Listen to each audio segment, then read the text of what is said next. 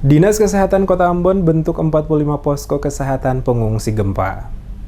Untuk mengantisipasi gejala kemungkinan terjadi serangan penyakit pada masyarakat yang menempati beberapa tempat pengungsian akibat gempa yang mengguncang Kota Ambon, Dinas Kesehatan Kota Ambon membentuk posko-posko kesehatan yang tersebar di beberapa titik tempat pengungsian di Kota Ambon. Kepala Dinas Kesehatan Kota Ambon Mendi Pelupesi kepada DMS Media Group saat berada pada lokasi pengungsian di Batu Merah menjelaskan, sesuai dengan rencana yang akan segera dibangun sebanyak 45 posko kesehatan, di mana 45 posko kesehatan tersebut tersebar lebih dari 51 titik pengungsian yang berada di seluruh kecamatan dalam Kota Ambon. Khusus untuk beberapa lokasi pengungsi yang berdekatan hanya dibangun satu posko kesehatan. Sementara berdasarkan informasi yang ditemukan di lapangan pada beberapa lokasi pengungsi, pihak Dinas Kesehatan mencatat ada beberapa jenis penyakit yang diderita oleh pengungsi yakni ISPA, hipertensi, gatal-gatal dan nyeri otot, dan sejauh ini masih dapat ditangani langsung oleh tim pada setiap posko yang didirikan pada lokasi pengungsi berada. Sekitar 50 pasien sehari diperiksa pada posko-posko kesehatan yang dibuat oleh Dinas Kesehatan Kota tercatat sejak tanggal 26 hingga saat ini jumlah pasien yang memeriksakan kesehatannya mencapai lebih dari 2.890 pasien dan tersebar pada beberapa posko yang ada.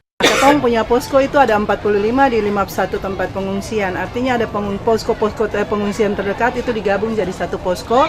Kemudian yang di sini itu juga rata-rata kondisi kesehatannya tidak terlalu bermasalah. Yang terbanyak dari semua pengungsi adalah ISPA, inspeksi pernapasan saluran atas, kemudian hipertensi, gatal-gatal, kemudian nyeri otot, gastritis. Itu yang 5 urutan tertinggi untuk penyakit di pengungsi dari sampai hari ini 2.890 pasien yang sudah diobati, terutama untuk di posko di sini sendiri itu ada 188 dari tanggal 26 yang diobati dan hari ini sendiri ada 50 pasien.